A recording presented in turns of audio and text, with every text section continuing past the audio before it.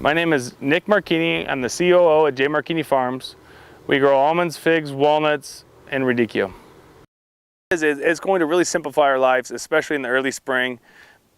You know, when you're running short irrigation sets, you need to get a lot of flow out and accurately, right? When you start pushing a fertilizer pump at 200 gallons an hour and you're not there on the hour when you're supposed to be there, yeah, you can put a little too much fertilizer out, and so this will give you this, a peace of mind that you can set this device and not have to come check it in the middle of the day, and you can keep setting them all throughout the day, because we're in a little bit different situation than a lot of farmers. We have lots of different pumping sites, right? We have a few thousand acres of trees, but our average field's probably 50, 60 acres, so we have lots of different sites, and that gets very cumbersome in our management. You know, we don't have a full section of ground with one wellhead and one filter station to babysit, right? We have lots of different filter stations, and we have to be a lot of places at once.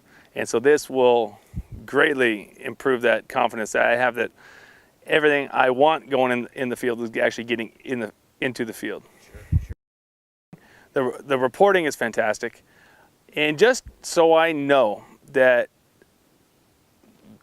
whatever is supposed to be getting in that field is going to be what that machine says. It's not what my field managers turn in saying this went out in this field, this went out in this field, because we have 40 different cost centers. For every ranch has its own cost center. And regular centrifugal pump, to get it dialed in, you find yourself checking it for the first 6 to 8 hours.